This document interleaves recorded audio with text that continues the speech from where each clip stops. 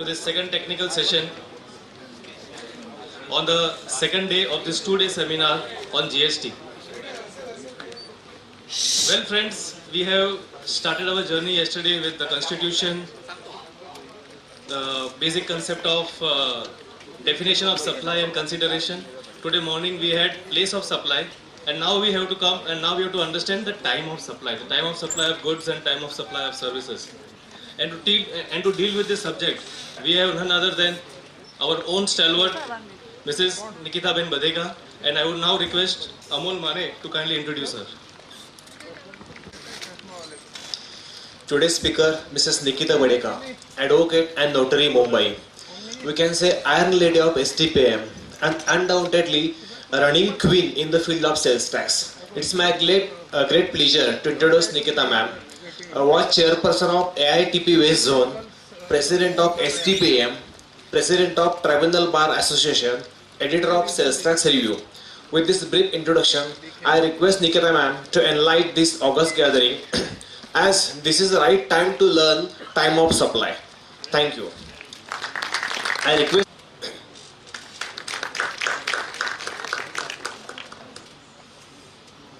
Now I hand over the charge to Nikita ma'am. Everybody. Friends, as rightly said by Pranav Bhai, you learned yesterday very ably by Deepak Bhai what is supply, and you learned today morning from our tallest stalwart Patkar what is the place of supply, and now we come to time of supply. Now you see, the time of supply, what are the material I have relied on? Very simply. So next slide, just a second. Do I have to say no? You have second slide.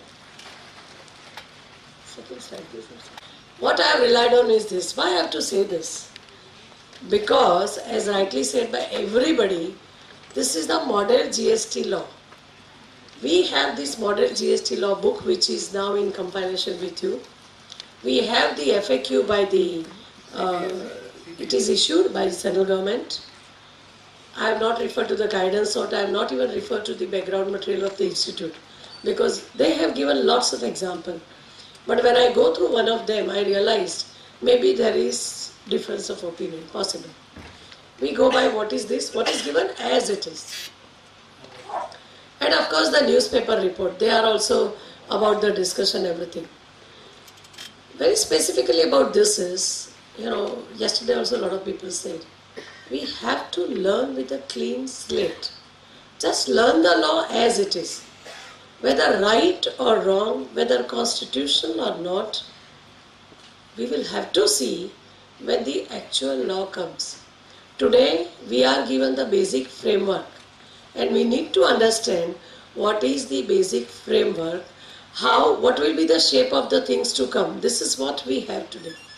We don't have actual law. When actual law will come, you will know there would be huge variation because after this they have called for representation from everybody. Everybody, almost everybody, all stakeholders throughout India have given their view, their submission, their objection. So now what we will have is what is going to be the law after churning. Whatever they have, the GST Council will think over. And as rightly said yesterday by C.B. Thakur, I believe, that this is like an elephant. Somebody prepared tusk, somebody prepared tail, somebody prepared legs, somebody prepared the body, and then it is all put together. Seriously. Somebody needs to see the elephant as a whole and whether it can move or not. But that is something which only the time will say. Now, what is the relevance? Now, I have given the list of the relevant definitions under the engine list. These are the definitions, I will be referring to it. And then, of course, then next is the relevant sections, which I would be covering for the purpose of the today's lecture. The next is most important. What is the relevance of time of supply? Why it is important to study. Next.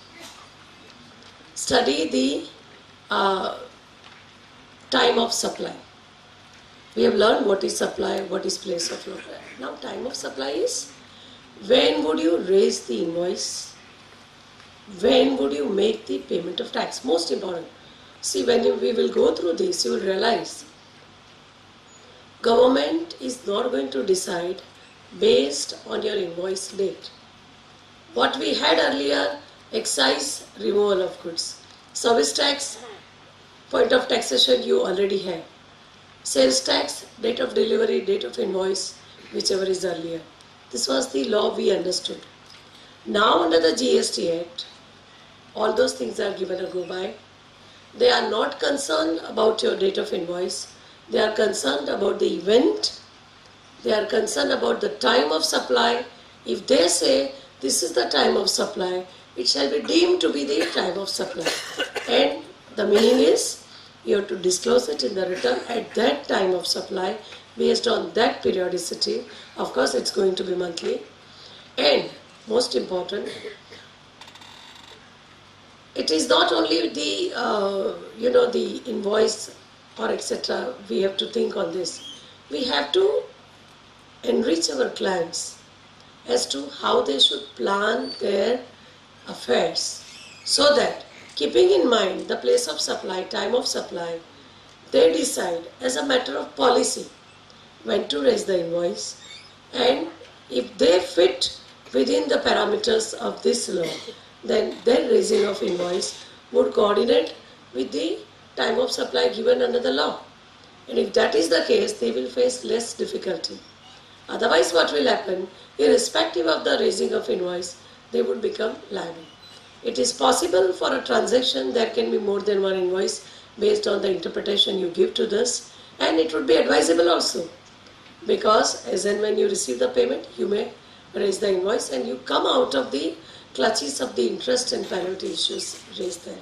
So the whole purpose of learning is to find out when the liability arises, when I have to file the return, when I have to make the payment, and of course when to make the invoice, etc.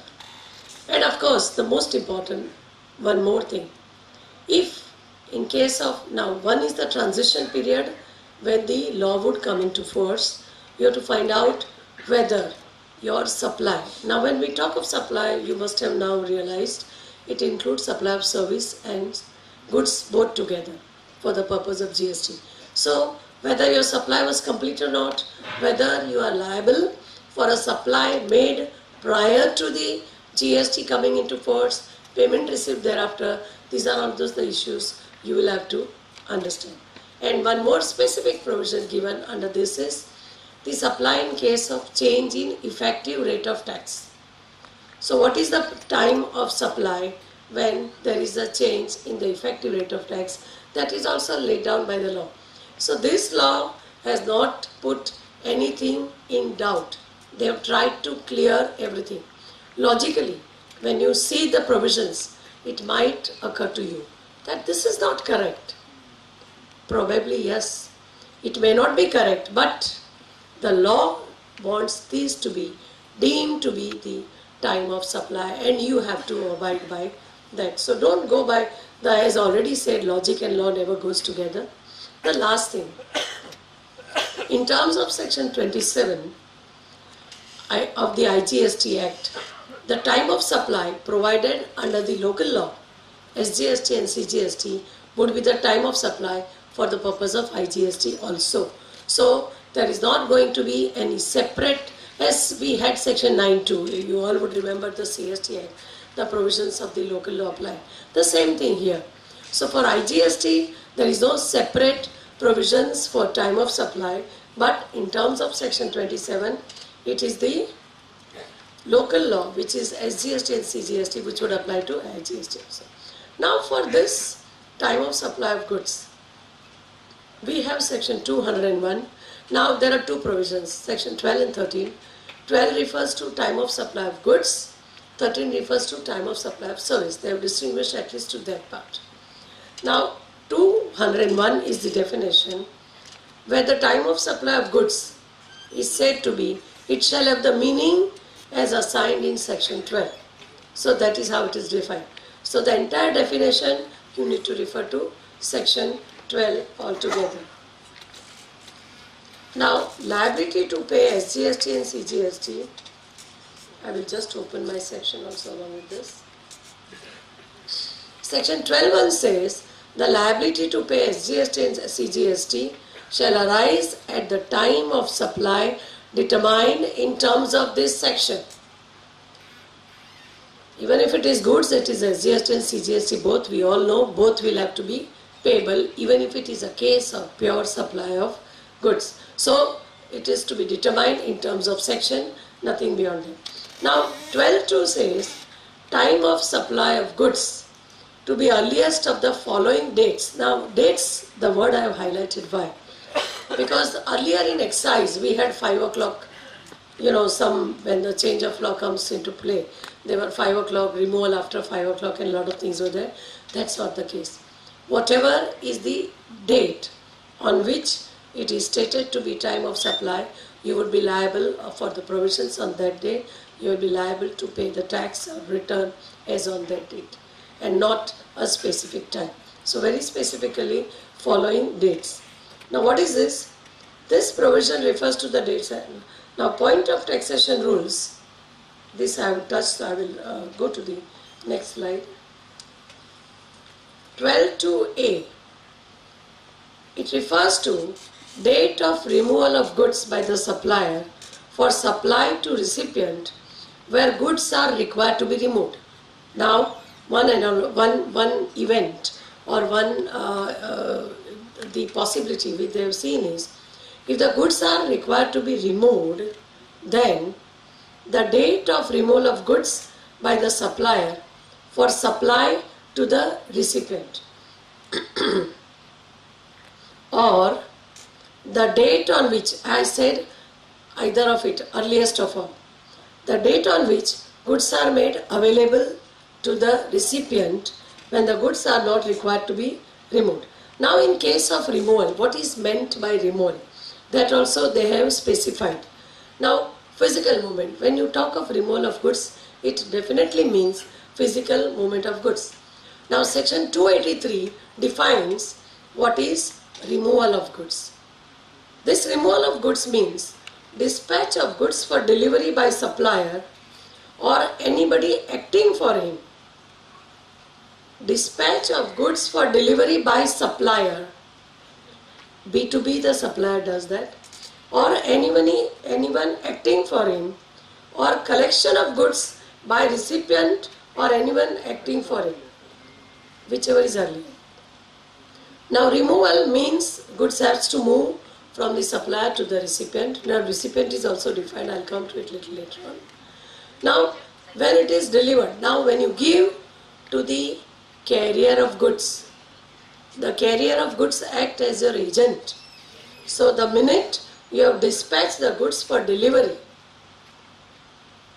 to either to the person recipient or to anyone acting for me, the carrier of goods is an agent for me to deliver the goods to the recipient. So the day on which I give the goods to the carrier of goods, that is the day of physical movement of goods, that is the time for supply of goods.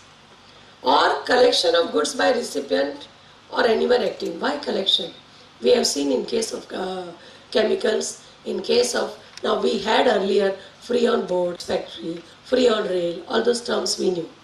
Now ex-factory sales today also, if the goods are collected by the recipient or anyone acting for him, he sends his own carrier. He says, I have the FMCG goods or some, they require specific type of air-cooled carrier, air-cooled trucks, etc. Then in that case, if he sends such goods carrier to collect the goods from the factory gate of the supplier, then that would be the time for supply of goods. That means you must raise your invoice. Now again, I would not say again and again, law is not related to your raising of invoice. Why I am saying this is the way we need to advise to our client how they should plan their removal of goods, how they should coincide their invoice making with that event, so that tomorrow there is no other event they will have to look into. So the date on which the goods are received or given to the agent of the recipient, or the date on which they are removed. These are the two eventuality where they have said. Now the goods can be removed from various places. One is place for importation, factory, warehouse or place of business. From wherever or registered place of business, your godown. Now one of the example which occurred to me when Patkar was discussing is like a lot of people have godown in Bhiwandi. The goods are actually dispatched from Bhiwandi to the other place. So the date on which, I may have raised invoice today, but the date on which the goods are removed by or dispatched by the supplier to the recipient, that is, it may be the next day, it may be the same day. But normally we should see that they coincide on the same day to avoid any other debate or dispute at the later date. Now, movement must be for supply to the recipient. Agent of the recipient is also included. Now, when you say this movement for recipient, there can be oral or written agreement. If there is oral agreement, of course, the date is specified. The goods can move as a result of oral agreement. This is the law laid down. Now, again, one more thing.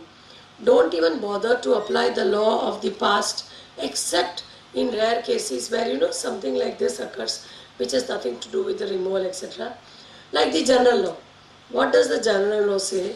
That the agreement to supply the goods can be in writing, can be in oral also. Today it can be email, today it can be on mobile. Even internationally, the orders are given on mobile and they are accepted also and they are acted upon also.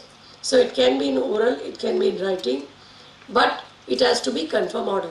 Because when you talk of supply of goods, that means the recipient is confirmed. There is separate provisions for goods sent on approval, which I will come little later on. So this is in case of confirmed supply of goods.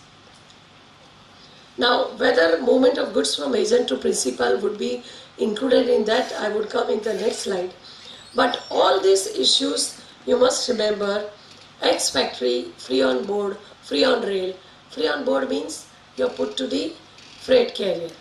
The minute you put there, the dispatch starts because the agent, the carrier is your agent, and therefore that would be the date. And the law always says earliest of whatever the event.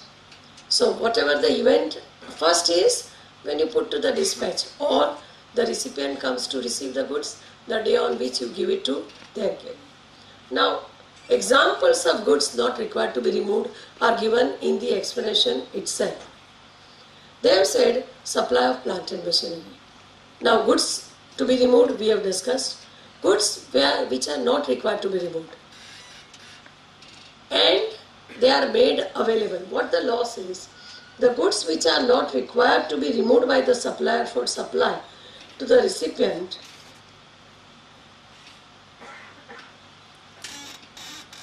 One minute, I missed that.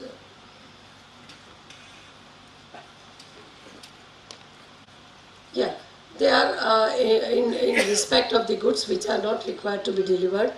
One is in case, now when do you say there is a supply but still they are not required to be removed? The law says there are 2-3 events they have given, but I would just give my example. When you are installing a plant and machinery at site, the supply of plant and machinery at site. Now again, we all know if it is a works contract, it would be treated as service because of the diminfaction itself. Now the works contract is the worst thing. Whether it is male or female has been always a debate. Earlier, before 46th Amendment, nobody knew where to tax. 46th Amendment deemed sales, now it is deemed service. So this is how the works contractor, and it's going to be most difficult part to handle the law in respect to works contract and lease transactions, and those transactions which are either deemed sales or deemed service. There are deemed sales also in this. But anyway, heavy machinery. Now when you sell heavy machinery on as is where is basis, what happens in that case? You may not remove. Now sale of factory. There are, yesterday I think somebody referred to Schedule 1. I don't know who was the person there. But Schedule 1, there are supplies Without consideration, transfer of business is included. But here I am talking about sale of the entire plant on as is various basis. If that is the, now we have to forget the sale supply. Supply of plant and machinery or heavy machinery on as is various basis, they would come under the second category where the goods are not required to be removed.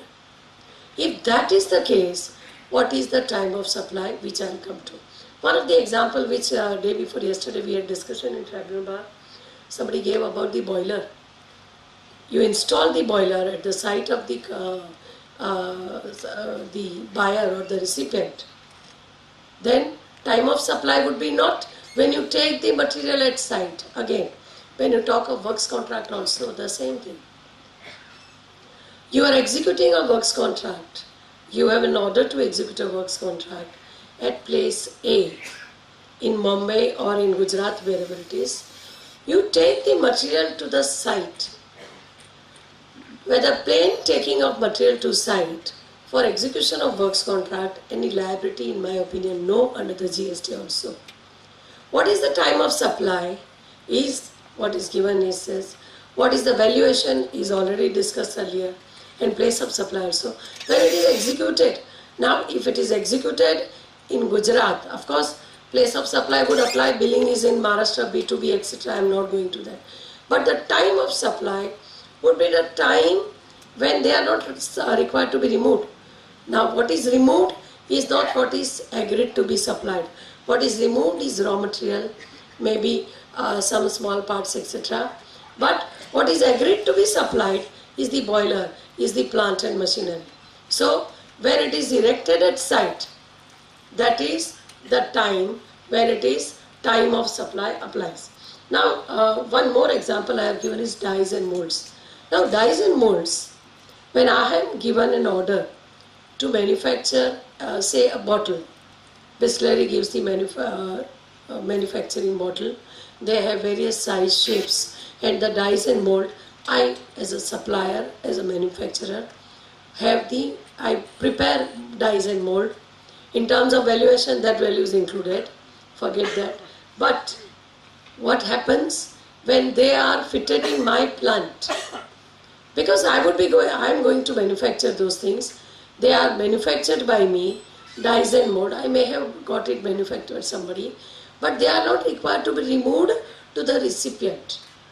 They remain in my place only. They are not required to be removed to the recipient, yet they would be part of the consideration or part of the valuation of the supply because of these provisions, because they are not required to be removed. Still, they are to be treated as a time of supplies. The day on which it is possible, you will have a separate invoice for molds, mold charges, amortization charges, reimbursement of the mold charges, whatever name you say, they would come part of this.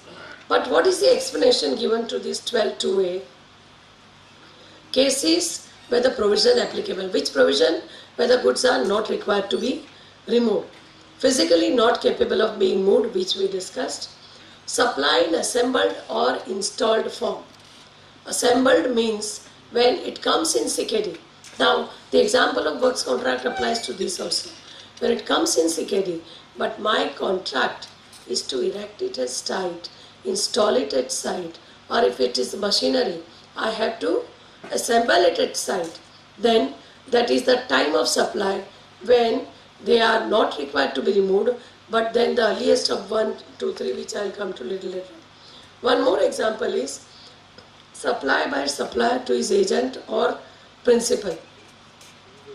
There is no case of removal in terms of this provision. Again, as I said, logically you may feel right or wrong.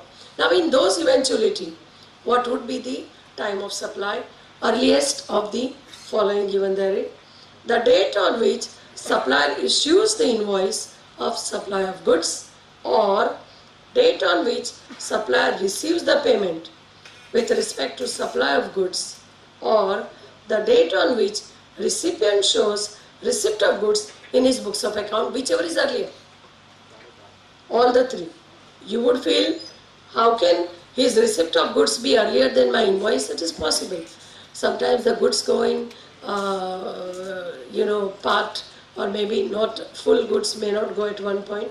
But they have said date on which he issues the invoice, date on which he receives the payment, advance payment received, part payment. The explanation I am coming to it, sir, in 1 minute. And the date on which he shows receipt of goods. Because there will be the provisions to maintain the details or the registers for the receipt of goods, just as in excise we had RG1 register or something like that. All those things are going to be there. There are two explanations to this, which says made available to recipient. What is meaning? It means when the goods are placed at the disposal of the recipient. Again, placed at the disposal, the supply of boiler, supply of plant and machinery. Once they are erected at site, then they are made available to the recipient. They are available for their disposal of the recipient. Now the third explanation is the date on which supplier receives the payment.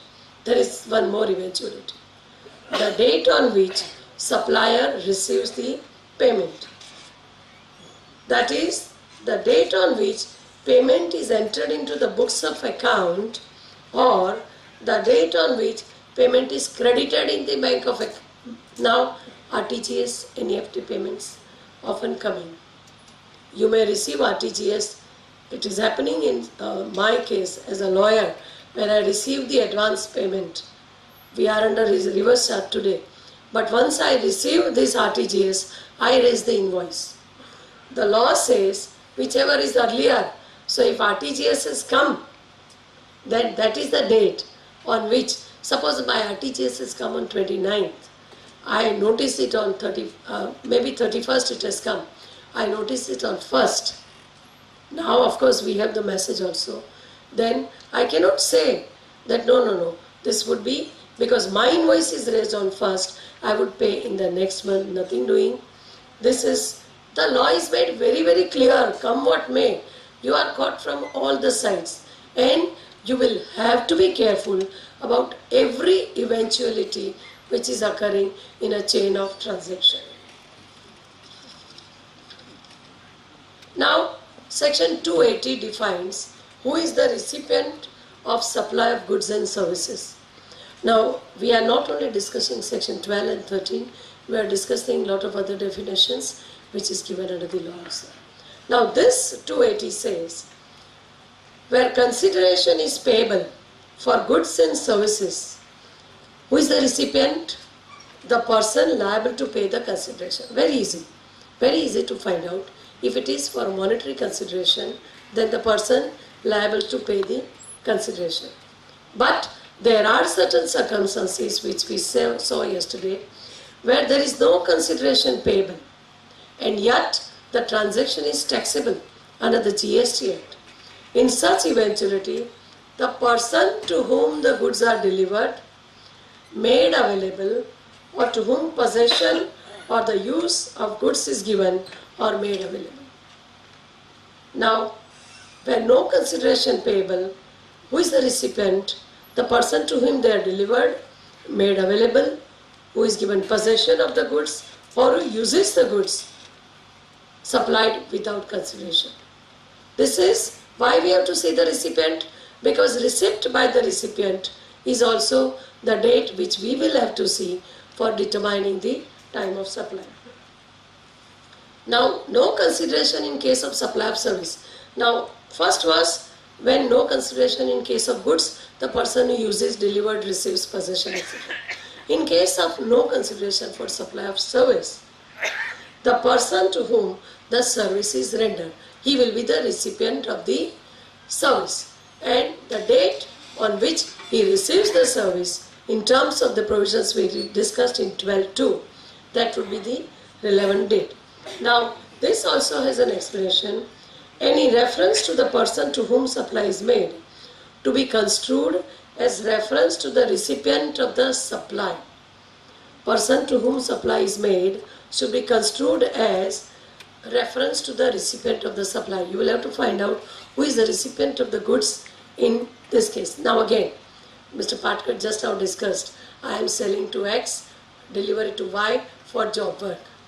Now in such case, the recipient of the goods, in terms of the contract, if it is B2B, then of course the person liable to pay the consideration. He would be the recipient. In that case, the recipient may be XYZ, as you said correctly. I give to the carrier, they are dispatched, maybe to not to Y, but to the job worker. The date on which they are dispatched, that would be time of supply. The recipient to include an agent acting as such on behalf of the recipient in relation to goods and service. Now what is this? The person who receives the goods or services may not be the principal, it can be his agent, may not be main contractor, it can be a subcontractor also. Now contractor and subcontractor under the GST, they are B2B. There is nothing like agent or principal. In reality, they may be agent or principal. In terms, contractual term, they may be agent or principal. But for the purpose of goods and service tax, they are treated as different entity. Now this is also important, recipient of goods, in case of reverse charge mechanism. Because in case of reverse charge mechanism, you will have to find out who is the recipient of goods in case of service and supply, both you will have to see. Now then we come to some another eventuality like continuous and supply of goods. This is also defined under section 230. Now this continuous supply of goods has also given various eventuality later on. But in terms of 230, it means supply of goods which is provided or agreed to be provided continuously or on recurrent basis under a contract. We are talking about goods. So you will have to have everything in place. Number one, agreed to be provided admittedly means under a contract, whether or not by means of wire, cable, pipeline, other conduit, and for which the supply invoice is raised on regular basis or periodic basis. Now, supply of goods by wire, cable, pipeline, electricity, by wire, by cable you transfer the television programs, software, etc. Pipeline, gas, liquid, lot of other things. Or other conduit included, whatever are the other possibility. They have just given example. You see, this is only included. It can be any other means is included. And the agreement is to issue the invoice on regular or periodic basis. Now in case of gas pipeline,